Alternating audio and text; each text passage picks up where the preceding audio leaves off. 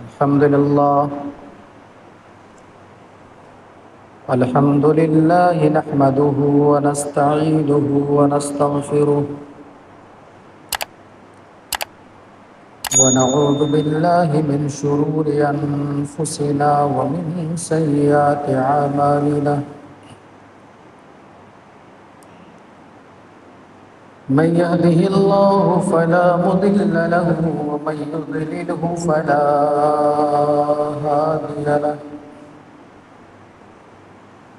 وأشهد أن لا إله إلا الله وحده لا شريك له. وأشهد أن محمدًا عبده ورسوله.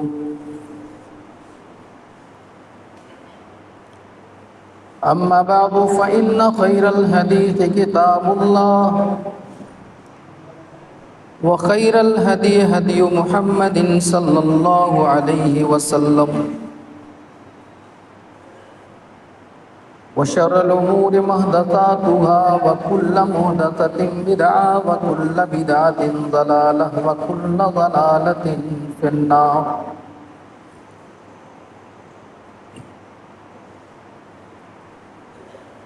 أعوذ بالله من الشيطان الرجيم. بسم الله الرحمن الرحيم.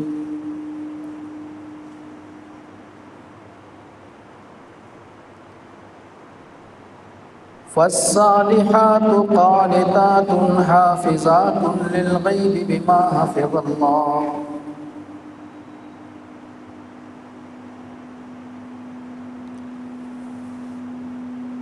وقال الله تبارك وتعالى في موضع آخر: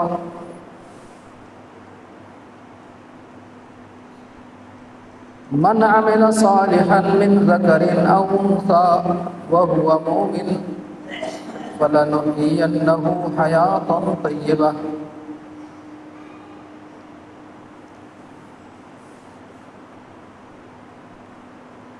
اکابرین ملت،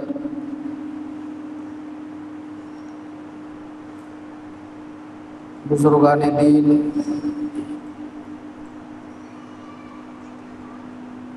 نوجوان ساتھیوں اور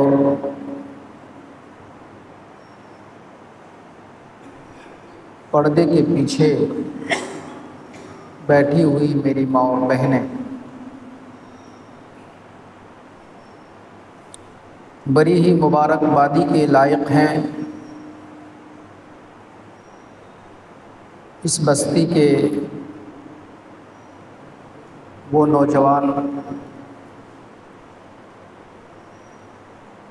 جنہوں نے کچھ کر لینے، دین کے لیے کچھ کرنے کا جذبہ اور حوصلہ رکھتے ہیں. اللہ تعالیٰ ایسے نوجوانوں کی ان کاوشوں کو قبول فرمائے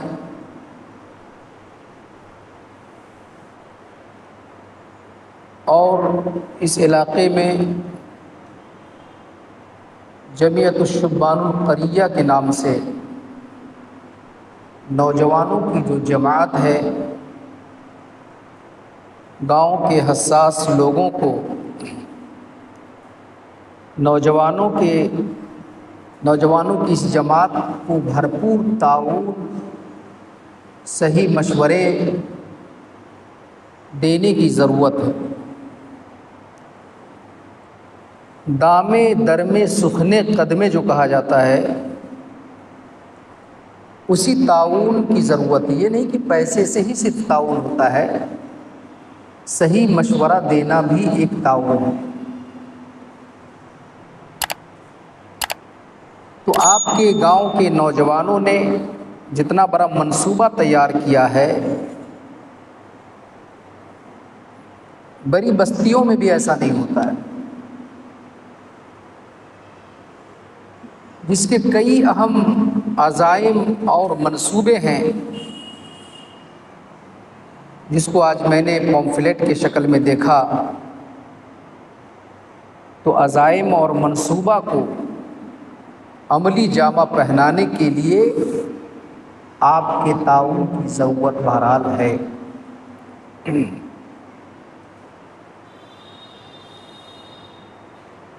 ان عزائم و منصوبہ میں ایک چیز بڑی پیاری سی لگی مجھے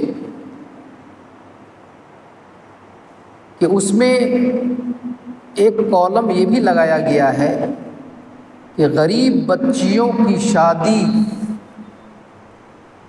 میں امداد کرنا بھی جمعیت الشبان القریہ کا ایک مقصد ہے،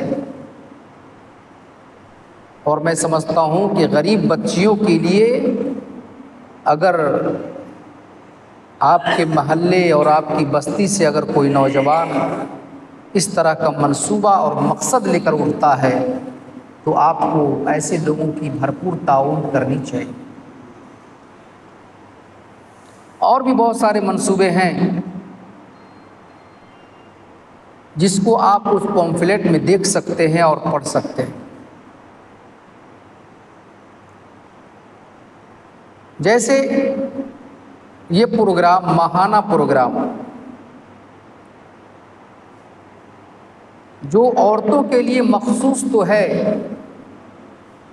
لیکن یہ پروگرام مردوں کے لیے بھی اتنا ہی زیادہ بہتر ہے اور مناسب ہے جتنا عورتوں کے لیے۔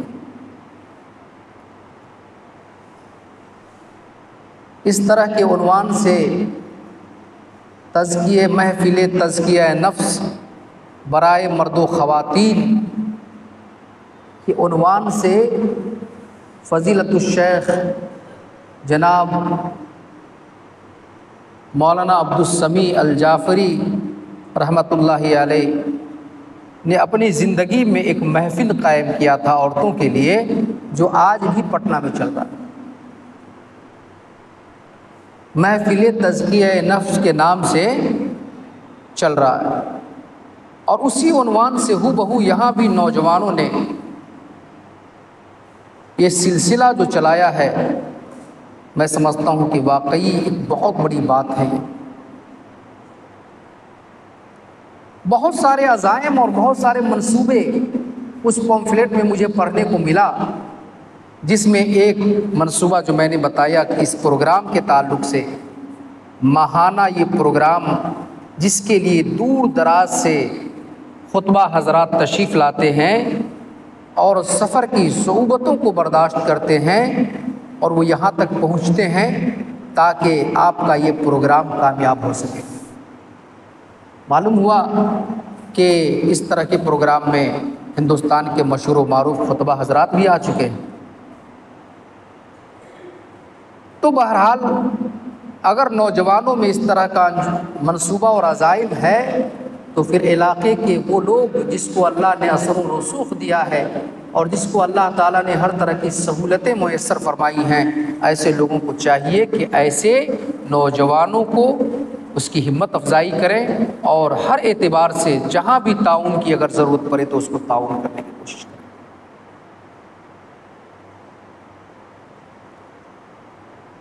آج کے اس پروگرام میں عورتوں کے تعلق سے جنتی عورتوں کے اوصاف، یہی عنوان ہے آج کا۔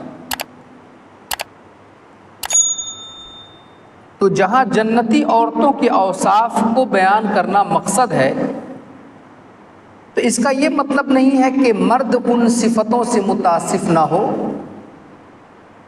بلکہ مردوں کے لیے بھی وہی صفت ہے، وہی اوصاف ہونی چاہیے جو ایک جنتی عورتوں کی ہونی چاہیے۔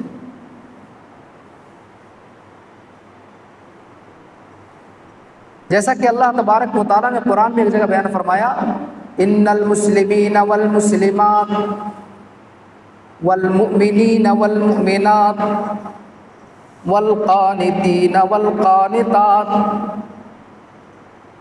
اور اسی طریقہ سے اللہ تبارک و تعالیٰ نے ایک لمبی فہرست 10 آدمیوں کا 10 اوصاف بیان فرمایا۔ جنتی ہونے کے لیے مرد اور عورت کے 10 اوصاف بیان کیے گئے ہیں۔ اس آیت کے شان نزول میں آتا ہے کہ غالباً حضرت اسما رضی اللہ تعالیٰ عنہ اللہ کے نبی صلی اللہ علیہ وسلم سے کہتی ہیں کہ جتنے بھی معاملات اللہ تبارک و تعالیٰ نے ثواب کے بتلائے ہیں وہ صرف مردوں کے لیے ہے، کیا عورتوں کے لیے اسلام میں کچھ نہیں ہے؟ تو اللہ نے قرآن میں اسی آیت کو نازل فرما دیا، ان المسلمین والمسلمات والمؤمنین والمؤمنات، چاہے وہ مرد ہو یا عورت، جنتی ہونے کے لیے سب سے پہلی صفت، سب سے پہلا اور صاف یہ ہے کہ وہ مومن ہو، مسلمان ہو۔ ان المسلمین والمسلمات، آج جنت کے اس صفت سے نہ مرد ہی واقف صحیح طریقے سے ہیں اور نہ ہی عورتیں ہی اسلام کے اس صفت سے متصف نظر آ رہی ہیں۔ ایک انسان کو مسلمان ہونے کے لیے ضروری ہے کہ وہ کم از کم اسلام کی ان 5 چیزوں کا اقرار بھی کرے اور اس پر عمل کرے، جس کے تعلق سے اللہ کے نبی جناب محمد الرسول اللہ صلی اللہ علیہ وسلم بیان فرماتے ہیں کہ بنی الاسلام علی 5 شہادت ان لا الہ الا اللہ واشہد ان محمدا عبدہ ورسولہ واقام الصلاۃ وایتاء الزکاۃ وصوم رمضان وحج البیت، کہ اسلام کی جو بنیاد ہے ایک مسلمان ہونے کے لیے ضروری ہے کہ وہ 5 چیزوں کی گواہی دے، 5 چیزوں کی گواہی دے۔ پہلا یہ کہ اللہ تبارک و تعالیٰ کے علاوہ کوئی معبود برحق نہیں ہے، یہ چیز سب سے پہلے سمجھنا مردوں کے لیے بھی ضروری ہے اور عورتوں کے لیے بھی ضروری ہے۔ نہ مرد اللہ تبارک و تعالیٰ کو کما حقہ جو سمجھنا چاہیے وہ سمجھ رہے ہیں اور عورتیں تو سمجھتی ہی نہیں، جبکہ اسلام مسلمان ہونے کے لیے ضروری ہے کہ ایک اللہ تبارک و تعالیٰ کی عبادت کی گواہی دینے والی ہو۔ معبود تو اللہ کے علاوہ بہت ہیں، ایسا تھوڑی ہے کہ معبود نہیں ہے، اللہ کے علاوہ تو بے شمار معبود ہیں جس کی عبادت لوگ کرتے ہیں۔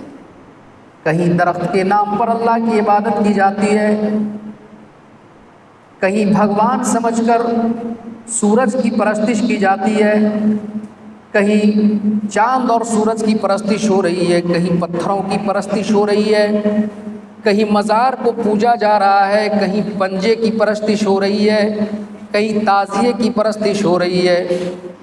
یہ سب تو اللہ کے علاوہ ہی تو معبود ہے۔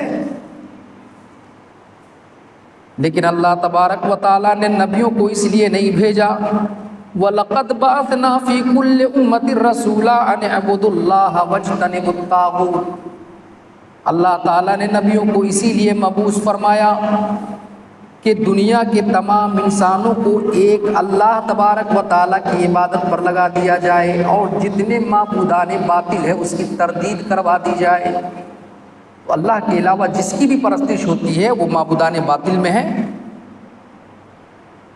یہاں ترجمہ ہوگا کہ اللہ تبارک و تعالیٰ کے علاوہ کوئی بھی معبود حق کے ساتھ موجود نہیں ہے۔ لا معبود بغیر حق، اللہ کے علاوہ جتنے بھی معبود ہیں یہ جھوٹے ہیں، جتنے بھی معبود ہیں یہ فنا ہو جانے والے ہیں، جتنے بھی معبود ہیں وہ ختم ہو جانے والے ہیں۔ اگر کوئی ذات اگر باقی رہنے والی ہے تو وہ اللہ تعالیٰ کی ذات ہے، اور وہی اللہ تعالیٰ زندہ بھی ہے، اس کو موت نہیں آ سکتی ہے۔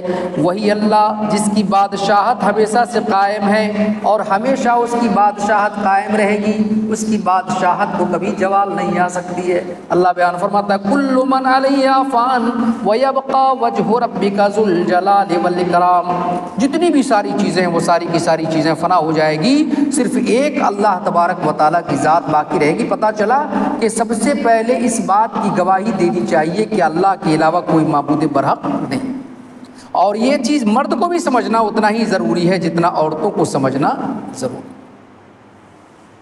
جتنا مرد کو سمجھنا ضروری ہے اتنی ہی عورتوں کو بھی سمجھنا ضروری ہے کہ سب سے پہلے اس بات کی گواہی دے کہ اللہ کے علاوہ کوئی معبود برحق نہیں ہے، حق کے ساتھ کوئی موجود نہیں ہے، اور محمد الرسول اللہ صلی اللہ علیہ وسلم اللہ کے بندے اور اس کے رسول ہیں، ایک گواہی۔ اور پھر اس کے بعد دن اور رات میں 5 وقت کی نمازیں پڑھنا، نماز چاہے مرد چھوڑ دے یا عورت چھوڑ دے، اگر وہ جان بوجھ کر کے نماز چھوڑ رہے ہیں تو ایسی صورت میں وہ دین کے ایک رکن کو کمزور کر رہے ہیں، گرا رہے ہیں۔ اللہ کے نبی جناب محمد الرسول اللہ صلی اللہ علیہ وسلم بیان فرماتے ہیں اسلام ایک گھر کے مانند ہے، اس کو 5 پلر پہ کھڑا کیا گیا ہے، اس کا ایک پلر نماز بھی ہے۔ جس نے نماز کو قائم کیا، اس کا مطلب ہے کہ اس نے اسلام کو قائم کیا، اور جس نے نماز کو چھوڑ دیا گویا کہ اس نے اسلام کو کمزور کر دیا۔ تو نماز بھی پڑھنا ضروری، 5 وقت نماز پڑھے۔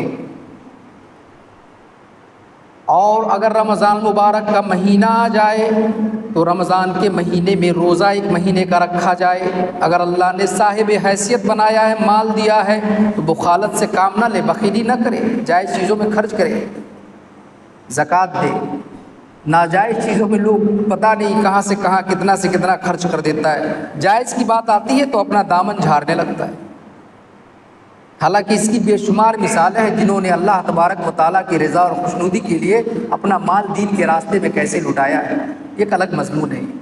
اور اللہ نے اگر طاقت دیا ہے تو بغیر کسی بہانہ کے بیت اللہ کا ایک بار حج کر لے۔ اب وہ انتظار میں رہتا ہے، مولوی صاحب 2 بچے کی شادی کرنی ہے، اس کو کر لیں گے، نوکری سے ریٹائر ہو جائیں گے اس کے بعد کر لیں گے، یہ سب بہانہ بازی۔ اللہ نے اگر طاقت دی ہے، صحت ہے آپ کے پاس، آپ جا سکتے ہیں، تو ایسی صورت میں آپ بیت اللہ کی زیارت کیجئے۔ اگر کوئی آدمی اس حال میں مر جاتا ہے کہ بغیر کسی عذر کے حج نہیں کرتا، تو ایسے لوگوں کی موت یہودیت پر ہوتی ہے یا نصرانیت پر ہوتی ہے۔ کتنی بڑی بات ہے۔ کہا کہ سب سے پہلے جنت میں جانے والوں کی جو صفت ہے، چاہے وہ مرد ہو یا عورت ہو، وہ یہ ہے کہ وہ مسلمان ہو۔ ان المسلمین والمسلمات والمؤمنین والمؤمنات، اور دوسری صفت یہ ہے جنت میں جانے والے لوگوں کی، چاہے وہ مرد ہو یا عورت ہو، کہ وہ مومن بھی ہو، اور یہ اصل چیز ہے، ایمان والا ہو، ایمان والی عورت ہو یا ایمان والا مرد ہو۔ آج تو لوگ سمجھتا ہے کہ زبان نے کہہ بھی دیا لا الہ تو کیا حاصل، زبان نے کہہ بھی دیا لا الہ تو کیا حاصل، دل و دماغ مسلمان نہیں تو کچھ بھی نہیں۔ آج زبان سے لوگ لا الہ الا اللہ کہہ رہے ہیں، لیکن اس کا کیا معنی اور کیا مفہوم ہونا چاہیے وہ سمجھتا نہیں، وہ غور نہیں کرتا۔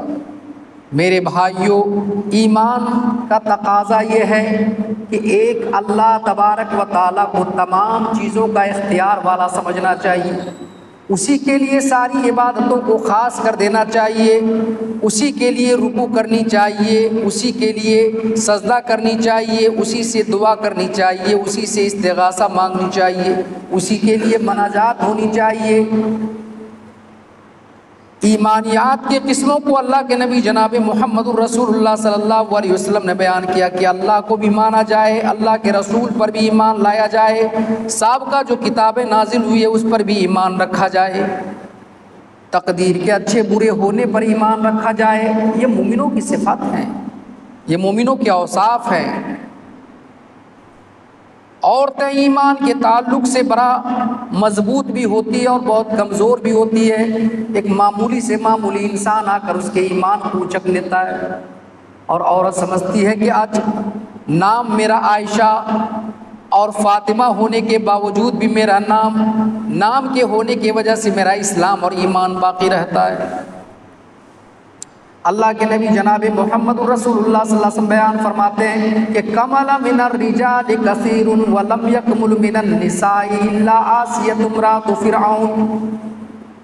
مردوں میں بہت ایسے لوگ ہیں، بہت ایسے مرد ہیں جو درجہ کمال کو پہنچے ہیں، اللہ تبارک و تعالیٰ نے اس کے ایمان کو مکمل کر دیا ہے، اس کو ولایت کے درجے پر اللہ نے رکھا ہے۔ وہ بہت سارے ایسے مرد ہیں جس کو اللہ تعالیٰ نے یہ مقام عطا فرمایا ہے۔ لیکن عورتوں میں اس کی تعداد بہت کم ہے۔ اللہ کے نبی نے فرمایا کہ مردوں میں تو بہت سارے لوگ ہیں جس کا مقام اللہ تبارک و تعالیٰ کے نزدیک بلند ہے، لیکن عورتوں میں اس کی تعداد بہت کم ہے۔ اللہ کے نبی نے فرمایا، صحیح بخاری کی روایت ہے کہ کمل من الرجال کثیر ولم یکمل من النساء الا آسیۃ امرأۃ فرعون۔ ایک فرعون کی بیوی ہے جس کا نام لے کر اللہ کے نبی نے فرمایا، ایک فرعون کی بیوی ہے جس کو اللہ تبارک و تعالیٰ نے اس کو درجہ کمال تک پہنچایا ہے، اور یہ درجہ یہ منصب اللہ تبارک و تعالیٰ نے کیوں عطا فرمایا؟ ذرا غور کیجئے۔ فرعون کی بیوی، وہ فرعون جو اپنے آپ کو وہ انا ربکم الاعلی کہتا تھا، وہ اپنے آپ کو کہتا تھا کہ میں خدا ہوں اور میرے علاوہ کوئی دوسرا خدا ہو ہی نہیں سکتا۔ ایسے وقت میں جب کہ چاروں طرف فرعون کی خدائی کی طوطی بول رہی ہے، اور فرعون کے گھر میں جب کہ وہ جیٹ سرکشا میں چلنے والی عورت ہے، اس کے کام کرنے والے کئی 100 خادمائیں ہیں، کئی نوکر اور غلام ہیں، اس کے جو بالوں میں کنگھی کرنے والی الگ ہے، جوتے پہنانے والی الگ ہے، کھانا کھلانے والی الگ ہے، اور اس کا سرکشا کا معاملہ، اس کی حفاظتی دستے بھی اتنے مضبوط ہیں جس کو بیان بھی نہیں کیا جا سکتا۔ لیکن اس نے ایسے وقت میں اللہ تبارک و تعالیٰ کو سمجھا اور اللہ تعالیٰ کے اوپر ایمان لے آئی، موسیٰ اور ہارون کے خدا کو مان لیا، موسیٰ اور ہارون کے خدا پر ایمان لے آئی، اور ایمان لانے کے وجہ سے اس پاداش میں فرعون نے اس کو بہت زد و کوب کیا۔ اس نے اللہ سے دعائیں کی کہ اللہ فرعونیوں سے مجھے نجات دے دے اور جنت میں میرے لیے ایک گھر تو تعمیر فرما دے۔ کمل من الرجال کثیر ولم یکمل من النساء الا آسیۃ امرأۃ فرعون ومریم بنت عمران۔ ایک تو فرعون کی بیوی حضرت آسیہ ہے، اور ایک مریم بنت عمران ہے، جس کو اللہ تبارک و تعالیٰ نے دنیا میں وہ مقام عطا فرمایا، وہ فضیلت عطا فرمائی جو آج تک اللہ نے کسی اور دوسری عورتوں کو عطا نہیں فرمایا۔ حضرت مریم جب بیت المقدس کے اندر اللہ تبارک و تعالیٰ کی عبادت کر رہی ہوتی ہیں، ایسے وقت میں فرشتے آسمان سے ان کے لیے کھانا لے کر آتا ہے۔ اندازہ کیجئے آج ہماری سماج کی عورتیں بھی غور کریں کہ وہ کیسی خاتون تھی، وہ کیسی عورت تھی جس کے لیے آسمان سے کھانا آیا کرتا تھا، اور آج تو ہماری سماج کی عورتیں اور ہماری بہنیں اور ہماری مائیں ایسی ہیں جس کی دعا اس کے سر سے بھی اوپر اٹھنے کو تیار نہیں ہوتا ہے۔ آخر وہ بھی خاتون تھی اور آپ بھی خاتون ہیں۔ ذرا غور کیجئے، اللہ کے نبی نے فرمایا کامل ایمان والے مرد بہت زیادہ ہوئے ہیں، لیکن عورتوں میں اس کی تعداد کم ہے۔ ایک آسیہ ہے جو فرعون کی بیوی ہے، اور ایک مریم ہے، اور اللہ کے نبی نے فرمایا وَأَنَّ فَضْلَ عَائِشَةَ رَضِيَ اللَّهُ تَعَالَى عَنْهَا كَفَضْلِ السَّرِيدِ عَلَى سَائِرِ الطَّعَامِ۔ اور حضرت عائشہ کی فضیلت تمام دنیا کی عورتوں پر ایسی ہی اللہ کے نبی نے فرمایا کہ حضرت عائشہ کی فضیلت دنیا کی تمام عورتوں پر ایسی ہی ہے جیسے سرید کی فضیلت دنیا کے تمام خانوں پر ہے۔ دنیا کے تمام خانوں پر سرید کی فضیلت جس طریقہ سے ہے، اسی طریقہ سے حضرت عائشہ کی فضیلت دنیا کی تمام عورتوں پر ہے۔ یہ بڑی پیاری بیوی تھی اللہ کے نبی جناب محمد رسول اللہ صلی اللہ علیہ وسلم کی، بڑی کمسین تھی، اور جو فضیلت اللہ تبارک و تعالیٰ نے حضرت عائشہ رضی اللہ تعالیٰ عنہا کو دیا، وہ کسی اور دوسری عورتوں کو نہیں دیا ہے۔ ورنہ حضرت خدیجہ کے بھی الگ مقام ہے، اور بھی دیگر صحابیات کا بھی الگ الگ مقام ہے، جس کو اللہ تبارک و تعالیٰ نے وفضلنا بعضکم علی بعض، ایک دوسرے پر اللہ تعالیٰ نے فضیلت عطا فرمائی۔ ایک موقع سے حضرت عائشہ رضی اللہ تعالیٰ عنہ خواب میں دیکھتی ہیں کہ میرے حجرے کے اندر 3 چاند آ کر گر گیا ہے، میرے حجرے میں 3 چاند آ کر گرا ہے۔ صبح ہوتے ہی حضرت عائشہ رضی اللہ تعالی عنہا کے چہرے پر خوشی دوڑ رہی ہے، وہ مسکرا رہی ہیں۔ حضرت ابوبکر صدیق رضی اللہ تعالیٰ عنہ تشریف لاتے ہیں اپنی بیٹی کے گھر، اور بیٹی کے چہرے کو خوش دیکھ کر پوچھتے ہیں کہ بیٹی کیا بات ہے؟ حضرت عائشہ رضی اللہ تعالیٰ عنہ بیان فرماتی ہے کہ میں نے آج ایک خواب دیکھا ہے۔ کہا کہ وہ کون سا خواب ہے؟ کہا کہ میں نے خواب یہ دیکھا ہے کہ میرے حجرے کے اندر 3 چاند آ کر گرا ہے، 3 چاند آ کر گرا۔ حضرت ابوبکر صدیق رضی اللہ تعالیٰ عنہ پوچھتے ہیں، بہت دور اندیش تھے وہ، پوچھتے ہیں کہ بیٹی تم اس خواب سے کیا سمجھتی ہو؟ تم کو کیا لگتا ہے کہ اس خواب کی کیا تعبیر ہو سکتی ہے؟ تو حضرت عائشہ بیان فرماتی ہے کہ ہو نہ ہو اللہ تبارک و تعالی محمد رسول اللہ صلی اللہ علیہ وسلم کو مجھ سے اولاد عطا فرمائے گا۔ حضرت ابوبکر صدیق رضی اللہ تعالیٰ عنہ کچھ بھی نہیں بولتے، چلے جاتے ہیں۔ حضرت عائشہ رضی اللہ تعالی عنہا کے حجرے میں پہلا چاند جناب محمد رسول اللہ صلی اللہ علیہ وسلم کے شکل میں دفن ہو رہے ہیں۔ جب اللہ کے نبی کا انتقال ہوتا ہے، حضرت ابوبکر صدیق رضی اللہ تعالیٰ عنہ تشریف لاتے ہیں اور اپنی بیٹی کے چہرے پر خواب دیکھنے کے دن میں ہنسی دیکھا تھا، اور آج آنکھوں میں فطری بات ہے کہ رو رہی ہے، آنسو دیکھ رہے ہیں۔ صدیق اکبر رضی اللہ تعالیٰ عنہ پوچھتے ہیں کہ بیٹی ہم تمہارے رونے کی وجہ جانتے ہیں کہ تمہارا شوہر دنیا سے چلا گیا، محمد رسول اللہ صلی اللہ علیہ وسلم دنیا میں نہیں رہے، اسی وجہ سے تم رو رہی ہو، لیکن تھوڑی سی مسکراہٹ بھی تمہارے چہرے پر دیکھی جا سکتی ہے۔ اے میری بیٹی، جس خواب کو تو نے دیکھا تھا اس خواب میں یہ سب سے پہلا اور سب سے بڑا چاند ہے جو تمہارے حجرے میں آ کر گر گیا۔ اور اللہ کے نبی کے انتقال کے بعد حضرت عائشہ رضی اللہ تعالی عنہا کے حجرے میں ہی اللہ کے نبی کو قبر دفنایا گیا، وہی اس کی اللہ کے نبی صلی اللہ علیہ وسلم کی قبر ہے۔ یہ روئے زمین میں سب سے بڑا چاند، سب سے بہتر چاند تھا۔ حضرت عائشہ رضی اللہ تعالیٰ عنہ بیان فرماتی ہے کہ میرے بابا، اللہ تبارک و تعالیٰ نے میرے شوہر کو بلا لیا، لیکن جو خوبی اللہ تبارک و تعالیٰ نے مجھے دی ہے، جو فضیلت مجھے دی ہے، وہ دنیا میں کسی اور عورتوں کو نہیں دیا ہے۔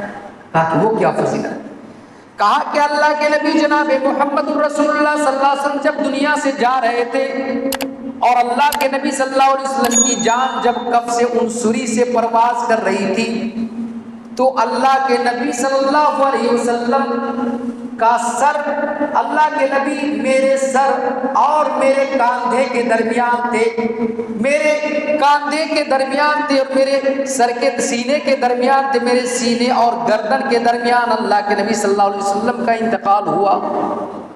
کہا کہ وہ کیسے؟ کیونکہ اللہ کے نبی صلی اللہ علیہ وسلم جب دنیا سے رحلت کر رہے تھے تو حضرت عائشہ کے حجرہ میں آپ کا انتقال ہوا تھا، تو حضرت عائشہ سہارا دے کر بیٹھی ہوئی تھی اور اپنے اس ہاتھ پر اللہ کے نبی کے سر کو لیے ہوئی تھی، اور جس کی وجہ سے سینہ اور گردن کے درمیان اللہ کے نبی صلی اللہ علیہ وسلم کا انتقال ہوا۔ حضرت عائشہ بیان فرماتی ہے کہ ابا جان، یہ فضیلت اللہ تعالیٰ نے صرف مجھے دیا ہے، کسی اور کو نہیں دیا۔ کہا کہ دوسری فضیلت یہ ہے کہ اللہ کے نبی صلی اللہ علیہ وسلم کا انتقال جب ہوا تو اللہ کے نبی کی باری میرے حجرے میں تھی، میرے حجرے میں تھی، اور اللہ کے نبی کا انتقال میرے حجرے میں ہوا۔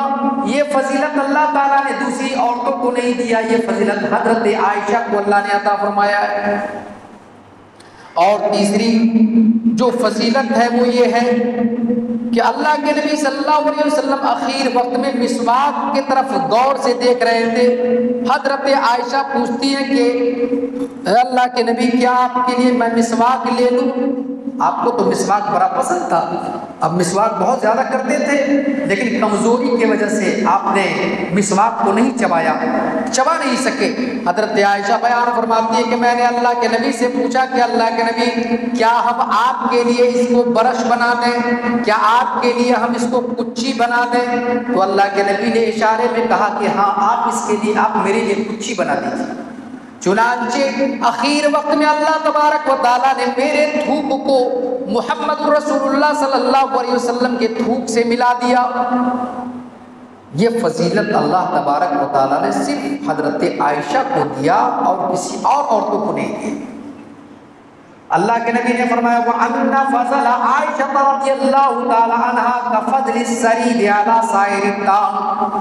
حضرت عائشہ رضی اللہ تعالیٰ عنہ کی فضیلت اس روئے زمین پر تمام عورتوں میں ایسی ہی ہے جیسے سرید کی فضیلت دنیا کے تمام کھانوں میں ہے۔ حضرت عائشہ رضی اللہ تعالیٰ عنہ کا مقام ہوتا ہے۔ حضرت خدیجہ رضی اللہ تعالیٰ عنہ کا بھی اپنا ایک مقام اور حیثیت ہے، وہ بھی جنت میں جانے والی ایک خاتون ہے۔ اللہ کے نبی جناب محمد رسول اللہ کی زندگی میں حضرت جبرائیل نے اللہ تبارک و تعالیٰ کی طرف سے حضرت خدیجہ کو بشارت جنت دی ہے، جنتی ہونے کی بشارت دی ہے۔ حضرت خدیجہ یہ وہی حضرت خدیجہ ہے کہ جب مکہ کے لوگوں نے محمد رسول اللہ صلی اللہ علیہ وسلم کے لیے اپنا دروازہ بند کر لیا تو حضرت خدیجہ نے آپ کے اوصاف کو سمجھا تھا، حضرت خدیجہ نے اپنا دروازہ کھول دیا۔ لوگوں نے محمد رسول اللہ کے لیے اپنا مال روک لیا، لیکن حضرت خدیجہ مالدار بھی تھی، اپنا مال محمد رسول اللہ کے لیے پیش کر دیا۔ یہ حضرت خدیجہ سیدہ مطہرہ بھی کہا جاتا ہے ان کو، یہ بڑی پاک دامن عورت، بہت ہی ذہین اور بہت ہی فتیح اور کافی خوبصورت عورت، عمر 40 سال ہے، اللہ کے نبی جناب محمد رسول اللہ سے شادی ہو جاتی ہے۔ آپ کی امانت داری کو دیکھ کر پیغام نکاح بھیجا جاتا ہے، اور نکاح کے پیغام بھیجنے کے بعد آپ کے نکاح ہو جاتے ہیں اور آپ کی شادی ہو جاتی ہے۔ اللہ کے نبی کوئی کسی موقع پر، خاص طور سے خوشی کے موقع پر، حضرت خدیجہ رضی اللہ تعالیٰ عنہ کو یاد کر کے بہت زیادہ رویا کرتے تھے۔ دوسری بیویاں اللہ کے نبی جناب محمد رسول اللہ صلی اللہ علیہ وسلم کے آنکھوں میں خوشی کے دن آنسو دیکھ کر کہتی تھی کہ اللہ کے نبی آج کے دن رونے کی کیا وجہ ہے، کیا آج حالانکہ خوشی کا دن ہے؟ تو اللہ کے نبی کہتے تھے کہ آج میری پیاری بیوی حضرت خدیجہ کی یاد آ رہی ہے، حضرت خدیجہ کی یاد۔ خوشی کے موقع سے اللہ کے نبی کی آنکھوں میں آنسو آ جاتا تھا۔ عورتیں کہتی تھی، دوسری بیویاں کہتی تھی کیا حضرت خدیجہ ہی تھی، ہم لوگ بیوی نہیں ہیں؟ تو اللہ کے نبی کہتے تھے سنو، جو مقام اللہ تبارک و تعالیٰ نے خدیجہ کو دیا وہ کسی اور عورتوں کو نہیں دیا۔ اللہ تعالیٰ نے مجھے جتنی بھی اولادیں دی وہ ساری کی ساری اولاد اللہ تبارک و تعالیٰ نے حضرت خدیجہ الکبریٰ رضی اللہ تعالیٰ عنہ کو دیا۔ یہ وہی خدیجہ ہیں کہ اللہ کے نبی نے جب وحی کا ابتدا شروع ہو رہا ہے، حضرت خدیجہ آپ کے لیے توشہ تیار کر رہی ہیں، آپ کے لیے کھانے پینے کا سامان تیار کر رہی ہیں، اور اسی کھانے پینے کے سامان کو لے کر غار حرا میں اللہ کے نبی چلے جا رہے ہیں۔ غار حرا میں جانے کے بعد وہیں پر کئی دن تک رہ کے اللہ تعالیٰ کی عبادت کر رہے ہیں۔ ایک دن فرشتہ حضرت جبرائیل امین آئے اور اللہ کے نبی جناب محمد رسول اللہ صلی اللہ علیہ وسلم سے فرمایا اقرأ، اب پڑھیے، آپ پڑھیے۔ تو اللہ کے نبی تو پڑھے لکھے نہیں، صحیح بخاری کی روایت، اللہ کے نبی نے فرمایا ما انا بقاری، میں پڑھنا نہیں جانتا۔ اور کبھی آپ نے فرشتہ نہیں دیکھا تھا، اور فرشتے کی آمد ہوئی، اللہ کے نبی گھبرا گئے، پریشان ہو گئے۔ ایک مرتبہ پھر کہا گیا ہے قارا، اے نبی آپ پڑھیے۔ اللہ کے نبی پھر کہنے لگے ما انا بقاری، مجھے پڑھنا نہیں آتا، میں پڑھا لکھا نہیں۔ تیسری مرتبہ حضرت جبرائیل نے اللہ کے نبی کو اپنے سینے سے لگایا اور اس بار ذرا زور سے دبایا. خود اللہ کے نبی صلی اللہ علیہ وسلم بیان فرماتے ہیں کہ اس بار حضرت جبرائیل نے مجھے اتنا زور سے دبایا کہ ایسا لگا کہ میری جان میرے حلق سے نکل جائے گی، میں مر جاؤں گا. تیسری بار دبانے کے بعد چھوڑ دیا گیا اور پھر کہا گیا اقرأ بسم ربک الذی خلق خلق الانسان من علق اقرأ وربک الاکرم الذی علم بالقلم علم الانسان ما لم یعلم. یہ 5 آیت کریمہ آپ پر اتار دی گئی. فرشتے چلے گئے اور اللہ کے نبی اپنے گھر آئے، بڑی گھبرائے ہوئے تھے. اگر اس زمانے کی عورتیں ہوتی تو کیا کرتی؟ ذرا آپ سوچئے، یا ہماری ماں اور بہنیں سوچیں کہ اگر اس طرح کا معاملہ اگر سامنے آ جاتا تو عورتیں کیا کرتی اس وقت میں. چنانچہ حضرت خدیجہ رضی اللہ تعالی عنہا کے پاس اللہ کے نبی تشریف لاتے اور حضرت خدیجہ سے کہتے زملونی زملونی یا خدیجہ، اے خدیجہ ہم کو کمبل اڑاؤ. اب بار بار کہہ رہے ہیں، بڑی گھبرائے بھی ہوئے ہیں اندر سے، زملونی زملونی. حضرت خدیجہ کہتے فَزَمَّلُوهُ میں نے آپ کو کمبل اڑا دیا. آپ کا خوف جب جاتا رہا، جب آپ کی کمپنی چلی گئی، جب بدن کے دل کے گھبراہٹ آپ کے دور ہو گئے، تو حضرت خدیجہ بڑی پیار سے اللہ کے نبی سے پوچھنے آتی ہیں. اور آج اگر شوہر جو اپنے بیوی کے لیے سب اختیار رکھتا ہے، کھانا پینا، رہنا سہنا، دوا دارو، ساری چیزوں کا، اور اگر بیچارہ تھکا ماندہ کسی طرح سے اگر پریشان حال ہو جائے تو پوچھنا تک تو دور کی بات ہے، صحیح سے اس کے پاس کھڑا بھی ہونا نہیں چاہتی. آج میری ماں حضرت خدیجہ کو دیکھیے، پریشانی اور گھبراہٹ کے وقت میں اپنے شوہر کا ساتھ دینے والی ہونی چاہیے. پہنچ گئی اور کہنے لگی کہ اللہ کے نبی کیا ہوا ہے، آپ کیا دیکھ رہے ہیں، کیا لگتا ہے آپ کو، کیا ہو رہا ہے آپ کو؟ تو اللہ کے نبی کہتے ہیں کہ ایسا ایسا میرے ساتھ ہوا ہے. قسم کھا رہی ہیں حضرت خدیجہ اللہ کے نبی صلی اللہ علیہ وسلم کی. صحیح بخاری میں حضرت خدیجہ کے قسم کو اللہ کے نبی نے بیان فرمایا. حضرت خدیجہ کہتے ہیں کلا واللہ لا یخزیک اللہ ابدا، قسم ہے اللہ کی، جیسا آپ کہہ رہے ہیں کہ ہم ہلاک ہو جائیں گے، ایسا نہیں ہو سکتا ہے، ایسا نہیں ہو سکتا ہے. کیونکہ کچھ اوصاف اللہ کے نبی صلی اللہ علیہ وسلم کے حضرت خدیجہ جان چکی تھی، اور جن لوگوں میں بھی اگر یہ صفت آ جائے تو وہ آدمی بری موت سے نہیں مر سکتا. اسی لیے اس طرح کی صفت سے آپ لوگ بھی متصف ہوئیے، چاہے مرد ہو یا عورت ہو. ہاں، یہ مردوں کے لیے بھی تو مجلس ہے، یہی مجلس. ہاں، اسی طرح کی صفتوں سے آپ کو بھی متصف ہونی چاہیے. حضرت خدیجہ قسم کھاتی ہے کلا واللہ لا یخزیک اللہ ابدا انک لتصل الرحم وتحمل الکلا وتکسب المعدوم وتقری الضیف وتعین علی نوائب الحق. 5 خوبیوں کو حضرت خدیجہ الکبریٰ رضی اللہ تعالیٰ عنہ بیان فرماتی ہیں. 5 خوبیاں، 5 خوبیاں بیان فرما رہی ہیں. کیسی بات کر رہے ہیں اللہ کے نبی، کیسے کہہ رہے ہیں کہ ہم پریشان ہو جائیں گے، کیسے کہہ رہے ہیں کہ ہم مر جائیں گے.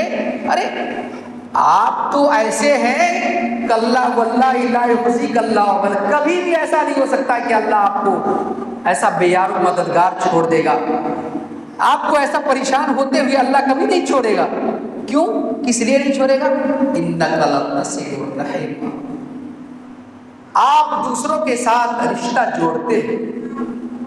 آج رشتوں کے کاٹنے میں عورتوں کا بہت بڑا ہاتھ ہوتا ہے،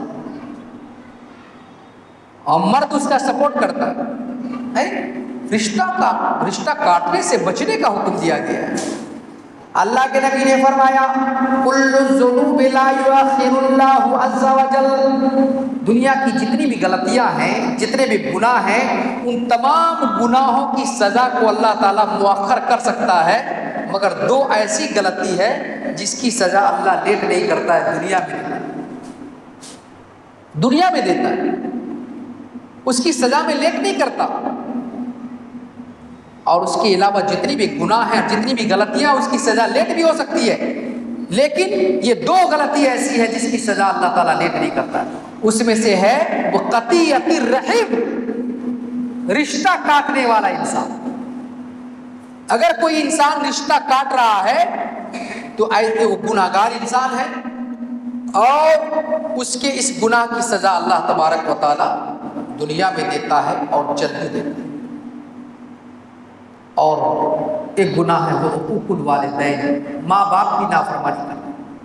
ماں باپ کی نافرمانی کرنے والا انسان بھی، چاہے وہ لڑکیاں ہوں یا نوجوان لڑکے ہوں، کوئی بھی ہو، اگر ماں باپ کی نافرمانی کر رہے ہیں تو ایسی صورت میں ایسے لوگوں کی گناہ کی سزا اللہ دیتا ہے، دنیا میں دیتا ہے اور جلدی دیتا ہے۔ اس لیے ایسی چیزوں سے بچنا چاہیے۔ کہا انک لتصل الرحم، ایک خوبی تو آپ کے اندر یہ ہے کہ آپ رشتہ کاٹتے نہیں، رشتہ جوڑتے ہیں۔ انک لتصل الرحم تحمل الکل، دوسروں کا آپ بوجھ اٹھاتے ہیں۔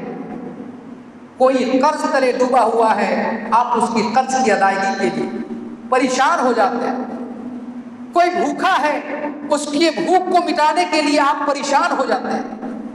کوئی ننگا ہے، آپ اس کے کپڑے کے لیے پریشان ہو جاتے ہیں۔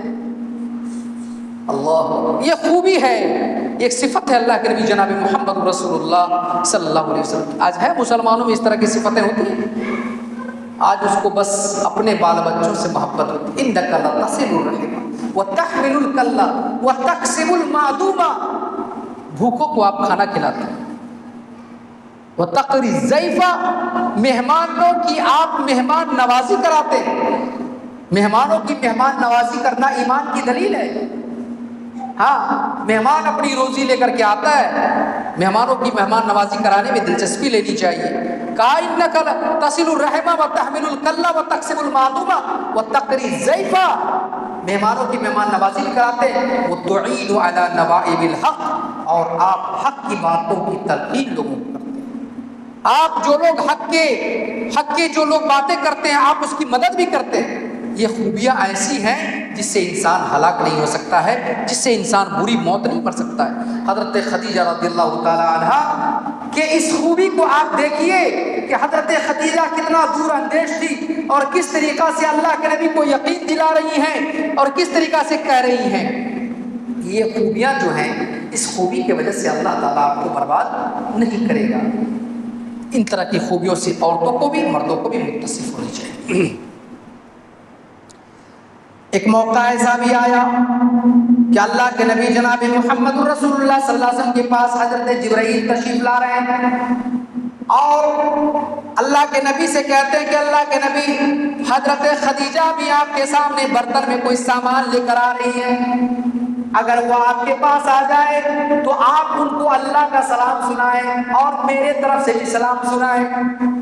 کیسی خاتون تھی وہ، جس کو اللہ آسمان سے سلام بھیجتا ہے، جس کے لیے جبرائیل سلام کرتے ہیں۔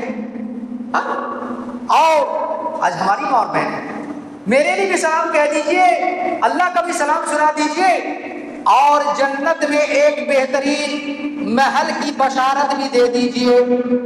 حضرت خدیجہ کے انہی خوبیوں کی وجہ سے جو انہوں نے اللہ کے نبی جناب محمد رسول اللہ صلی اللہ علیہ وسلم کے ساتھ کیا ہے، انہی خوبیوں کی وجہ سے اللہ نے یہ مقام اور یہ منصب دیا کہ جنت میں آپ کے لیے ایک محل کی بشارت دی جا رہی ہے۔ آج میری ماں اور بہنوں کو بھی چاہیے، اللہ کہتا ہے کہ نیک عورت وہ ہوتی ہیں فالصالحات قانتات حافظات للغیب بما حفظ اللہ۔ نیک عورت حقیقت معنوں میں وہی عورت، جنتی عورت وہی عورت ہے، اس خاتون جنت کی صفت وہی عورت ہو سکتی ہے، اس صفت سے متصف وہی عورت ہو سکتی ہے۔ فالصالحات، نیک عورت حقیقت معنوں میں وہی عورت ہے، قانتات، جو ہر معاملے میں اپنے شوہر کے ساتھ اچھا رویہ اختیار کرنے والی، جو ہر معاملے میں اپنے شوہر کی فرما برداری کرنے والی، جو ہر معاملے میں اپنے شوہر کی اچھائی اور برائی کا خیال رکھنے والی، جو ہر معاملے میں اپنے شوہر کی کمی اور زیادتی کا خیال رکھنے والی ہے۔ اللہ کہتا ہے کہ وہ نیک عورت ہے، فالصالحات قانتات حافظات للغیب۔ اور نیک عورت کی ایک دوسری صفت یہ بھی اللہ تعالیٰ بیان فرمایا کہ وہ اللہ تعالیٰ نے جس چیز کی حفاظت کے لیے اس کو اللہ جس چیز کی حفاظت کی ذمہ داری نے اللہ اس کو دی ہے اپنے شوہر کے غائبانے میں، ایسی چیز کی حفاظت کی ذمہ داری بھی وہ لیتی ہے۔ مطلب ایسی امانت دار عورت ہونی چاہیے کہ شوہر کے غائبانے میں اس کی عزت و آبرو کی حفاظت کرنے والی ہوتی ہے۔ قانتات حافظات للغیب بما حفظ اللہ، اللہ تبارک و تعالیٰ نے جس بات کی حفاظت جس چیز کی حفاظت کرنے کا حکم دیا ہے، شوہر کے غائبانے میں اس چیز کی حفاظت کی وہ مکلف ہو جاتی ہے، اس کی وہ حفاظت کرتی ہے۔ نیک عورت کی پہچان آج سماج کی ہماری ماں اور بہنیں آج اسلامی تعلیم سے دور ہونے کی وجہ سے آج پریشان حال ہے، اور آج مسلم لڑکیاں جو در در کی ٹھوکریں کہیں کہیں پر کھانے کے لیے جو مجبور ہو رہی ہے، اس کی یہی وجہ ہے کہ اس نے صحیح طریقہ سے اسلام کی خوبیوں کو نہیں سمجھا۔ محبت کے جھانسے لوگ دیتے ہیں اور آج وہی چیزیں چل رہی ہیں۔ یہ بات میں اپنی ماں اور بہنوں سے کہنا چاہوں گا۔ کل میں نے سوشل میڈیا پر ایک واقعہ پڑھا تھا، ایک ایسا لڑکا جو ہندو ہے اور وہ لڑکا ایک مسلم لڑکی کو لے کر میرج ہال میں پہنچتا ہے، کورٹ میں پہنچتا ہے، میرج کورٹ میں پہنچتا ہے، اور وہاں پہنچنے کے بعد کہتا ہے کہ ابھی آچار سنگیتا لگا ہوا ہے، ابھی تو کام نہیں ہو سکتا تمہارا، کسی آدھار کارڈ ہے تمہارے پاس؟ کہا کہ ہاں میرے پاس آدھار ہے۔ کہا جاؤ فوٹو اسٹیٹ کروا کے لاؤ۔ لڑکا باہر گیا، لڑکی سے پوچھا تمہارا نام مسلمان جیسا بتائیے۔ کہا کہ وہ لڑکا، کہا کہ اس کا نام راکیش ہے۔ کہا کہ آدھار کارڈ جب تک وہ لے کے آ گیا، کہا کہ بھیا آج تمہارا کام نہیں ہوگا، دوسرے دن آنا، کل آنا۔ جب تک اتنے دیر میں آدھار کارڈ کے ذریعے سے اس لڑکے کی کیفیت معلوم کرنے کے لیے پورا موقع مل گیا اس بیچارے کو۔ یہ بیچارہ مسلمان آدمی تھا، اس لڑکی کو سمجھایا کہ ایسا نہ کرو، اس سے تمہارے ماں اور بہنوں کی، ماں اور باپ اور بھائیوں کی بھی عزت و آبرو ختم ہو جائے گی۔ چنانچہ وہ آدھار کارڈ کے مادھیم سے اس کے گھر گاؤں پہنچا، لڑکا کے گاؤں پہنچا، اور پہنچنے کے بعد پتہ لگا تو معلوم ہوا کہ وہاں لڑکا کو آلریڈی ایک بیوی ہے اور 2 بچہ بھی ہے۔ اس کو بتایا کہ تمہارا شوہر تو ایسا کرنے والا ہے کل، تو ایسا کرو کہ تم بھی آنا میرج ہال۔ اس کو بھی بلایا اور اس کو سائڈ کر دیا۔ اب کہا کہ ہم لوگوں کی کارروائی شروع کی جائے جتنا جلد ہو۔ تو کہا کہ لڑکی تم کو پتا بھی ہے اس کو پہلے سے ایک بیوی ہے، 2 بچہ بھی ہے۔ لڑکا انکار کیا کہ ایسا نہیں ہے۔ اتنی ہی میں وہ عورت بھی آ گئی، اس کے 2 بچے بھی آ گئے۔ آج یہی ہو رہا ہے۔ میری ماں اور بہنیں، میری بہنوں جو کالجوں میں اور اسکولوں میں اور کوچنگوں میں پڑھ رہی ہیں، اسلام کی عزت و آبرو کو پامال نہ کیجیے۔ پڑھیے، منع نہیں، لیکن کسی ایسے لوگوں کے ساتھ غیر شرعی طور پر آپ اس سے دوستی نہ کریں، آپ اس سے کوئی ایسی بات نہ کریں۔ آپ پردے کے حامل ہیں، آپ ایسے دین اور ایسی قوم اور ایسی ملت کے ماننے والی عورت ہے جس سے سماج کے اندر ایک نیا انقلاب آتا ہے، جس کے اندر سماج کے اندر تبدیلیاں آتی ہیں۔ اور جب آپ ہی اس طریقہ سے ہو جائیں گی تو پھر بتاؤ کہ سماج کے اس نوجوانوں کا کیا حال ہے۔ اس علاقے میں ایک جگہ کا واقعہ معلوم ہوا، ایک دیندار گھرانے کی ایک لڑکی کے ساتھ اس طرح کی غلطی ہوتی ہے، شیطان بہکا دیتا ہے، مجبوراً ماں اور باپ کو گاؤں چھوڑ کر چلا جانا پڑتا ہے۔ ارے گاؤں چھوڑ کر جانے کی کیا ضرورت ہے؟ آپ ایسی لڑکیوں کو اسلام کی صحیح تعلیم کو بتلاؤ۔ ایک واقعہ سنا کر بات ختم ہو رہی ہے، 1 گھنٹے کا وقت ہو گیا ہے، اور ایک واقعہ میں سنا دیتا ہوں۔ آج لڑکیاں ایک معمولی لوگوں جس کی کوئی حیثیت نہیں ہوتی ہے اس کے پیچھے سب کچھ قربان کر دینے کے لیے تیار ہوتی ہے۔ تمہارے ماں باپ نے تم کو کتنا پیار سے پالا ہے، اس کی محبت کو تم داؤ پر لگا دیتے ہو۔ تمہاری ماں نے تمہارا کتنا خیال رکھا ہے، اس کی محبت کو تم داؤ پر لگا دیتے ہو۔ تمہارا بھائی تمہارا کتنا خیال رکھا ہے، اس کی عزت کو تم داؤ پر لگا دیتی ہو۔ اور وہ خالق کائنات جو تمام چیزوں کا پیدا کرنے والا ہے، اس کی محبت کو تم داؤ پر لگا دیتی ہو، اور ایک ایسے جس کی کوئی حیثیت نہیں ہوتی ہے اس کے محبت کے پیچھے پڑ جاتی ہو اور سب کچھ بھلا دیتی ہو۔ ایک ایسی لڑکی کا واقعہ، چھوٹی سی بچی کمسین ہے، اسکول کی گھنٹی بجتی ہے، ٹیچر منع کر رہی ہے کہ اے میری بیٹی اسکول میں پڑھتی ہو، عام لڑکیوں کی طرح کپڑا پہن کے آؤ، تب جا کر تم کو پڑھنے کی اجازت ہے، نہیں تو نہیں۔ بڑی مایوس ہو کر، بڑی خاموش ہو کر لڑکی اپنے گھر جاتی ہے۔ ماں سبب پوچھتی ہے کہ بیٹی کیا ہوا ہے، کیا بات ہے، آخر کیوں تیرا چہرہ مرجھایا ہوا ہے؟ اے میری بیٹی آخر کیا ہوا، کیوں نہیں بول رہی ہو؟ کہا کہ امی کیا بتائیں، ہماری جو ٹیچر ہے وہ میم بولتی ہے کہ اس طرح کا کپڑا پہن کے نہیں آنے کے لیے، میں نقاب میں جاتی ہوں اور وہ سب اسکرٹ میں جا رہے ہیں، وہ پینٹ شرٹ میں جا رہی ہے۔ اب بتائیے کہ ہم کیا کریں، ہم تو بڑی پریشان ہو گئے اندر سے۔ ماں کتنی دیندار عورت تھی، کتنی دیندار تھی۔ جب ماں دیندار ہوگی تو بچیاں کیوں دیندار نہیں ہوگی؟ اگر باپ دیندار ہوں گے تو بچیاں دیندار کیوں نہیں ہوگی؟ ماں باپ کو بھی دیندار ہونے کی ضرورت ہے، ویسے ہی نہیں، ایک طرفہ نہیں ہوتا ہے۔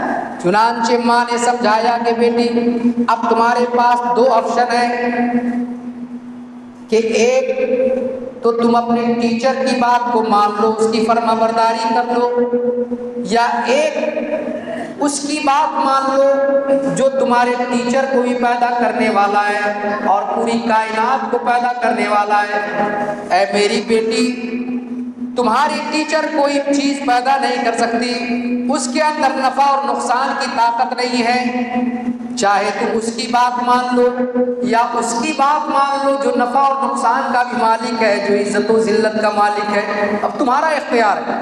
چھوٹی سی بات، دو بات بتا دیا، لڑکی کے دماغ میں بات آ گئی، کہا کہ نا ہم ایسا نہیں کریں گے، ہم تو اس اللہ کی بات مانیں گے جو عزت کا مالک ہے، جو ذلت کا مالک ہے، جو روزی کا مالک ہے، جو اچھی اور بری کا مالک ہے، ہم اس کی بات کیسے مان سکتے؟ کل ہم پھر جائیں گے نقابی میں جائیں گے، نقابی میں جائیں گے۔ پہنچ گئی، یہاں ٹیچر کی نافرمانی ہو گئی، ٹیچر کا چہرہ غصہ سے تلملا اٹھا، ڈانٹنے لگی، چیخنے لگی، چلانے لگی، ساری لڑکیاں کلاس میں خاموش ہو گئی، یہ لڑکی ایسا کر دیا، ٹیچر کو غصہ دیا، یہ کیا وہ کیا۔ مارے ڈانٹ ڈپٹ کے اندر سے لڑکی اتنی ٹوٹ گئی کہ وہ زور زور سے رونے لگی۔ جب روتے روتے اس کی ہچکیاں جب رکی تو اپنی روتے ہوئی آواز میں وہ لڑکی کہتی ہے کہ ٹیچر ہم آپ کی مانیں یا اس کی مانیں، آپ کی مانیں یا اس کی مانیں۔ اب ٹیچر وہاں پر چوکنا ہوتی ہے کہ آخر کون ہے؟ ہم تو اسکول کے سب سے ہیڈ ہیں، سب سے بڑے ہیں، وہ کون ہے جو تمہارے اوپر اپنا حکم چلاتا ہے؟ کہا کہ ایک ہے نا، وہ کہا کہ وہ ایک ہے، کہا کہ وہ کون ہے جلدی بتاؤ، کہ آخر وہ کون ہے جو تم کو اپنا حکم کہتا ہے ماننے کے لیے اور تم نے میرے حکم کو اس کے حکم کے مقابلے میں چھوڑ دیا؟ کہا کہ وہ ایک اللہ کی ذات، اپنے چہرے کو آسمان کی طرف اٹھاتی ہے اور کہتی ہے وہ اللہ کی ذات ہے جو مجھے کہتا ہے کہ وہ جب بھی گھر سے باہر نکلے تو پردے کے ساتھ نکلے۔ اے میری ٹیچر بتاؤ کہ ہم اس کی بات مانیں یا آپ کی بات مانیں؟ ذرا غور کیجئے میرے بھائیوں اور میری بہنیں بھی غور کریں۔